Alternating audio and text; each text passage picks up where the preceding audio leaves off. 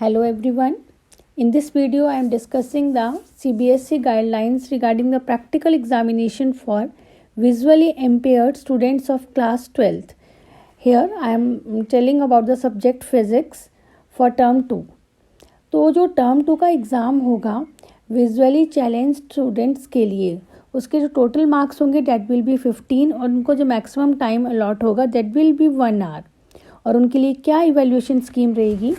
It has been divided into 4 parts. First is identification and familiarity with the apparatus. It will be of 3 marks. Second, written test based on the given or prescribed practicals. तो board ने इन बच्चों के लिए अलग से practical का schedule बनाया है. They have to do any 10 practicals और उसी के ऊपर स्किल बेस्ड क्वेश्चंस आएंगे जिसमें 8 क्वेश्चंस होंगे और बच्चों को कोई 5 क्वेश्चंस परफॉर्म करने हैं. उसके बाद है आगे practical record that will be of 2 marks and then there will be viva of 5 marks. तो टोटल जो उनका प्रैक्टिकल रहेगा that will be of 15 marks. Then next, the students are suppose to come to lab with the following things when they are coming for their practical exam.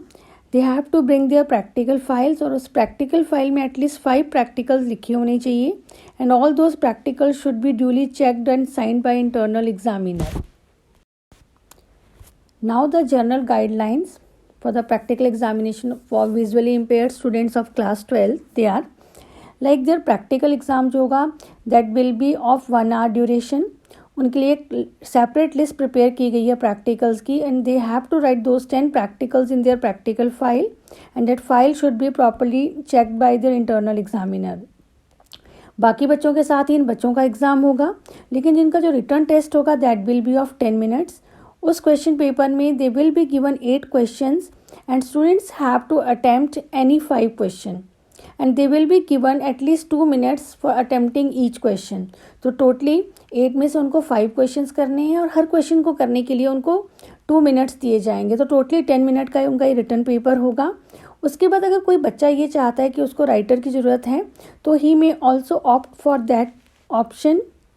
He may use any writer for writing his paper. और इसमें जितने भी questions होंगे इस question paper में तो उनके syllabus में जो भी प्रैक्टिकल्स उनको अलॉट किए गए हैं उसके ऊपर बेस्ड ही वो क्वेश्चंस उसमें पूछे जाएंगे. And students have to maintain proper practical file जैसा कि मैंने आपको पहले भी बताया.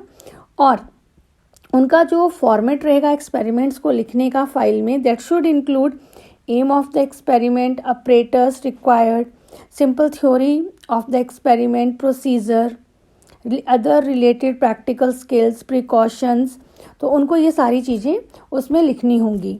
उसके बाद जो वाइवा के ऊपर क्वेश्चन जो वाइवा होगा that may be based on the basic theory, principle, concept, formula, operators, the various components of the device, materials, procedure, precautions क्या हैं, सोर्सेज ऑफ एरर क्या है उस एक्सपेरिमेंट के, वो सब बच्चों से वाइवा में पूछा जा सकता है. And then next, format of writing any experiment in their practical file. तो उनकी प्रैक्टिकल फाइल में ये सब चीज़ें इंक्लूड होनी चाहिए.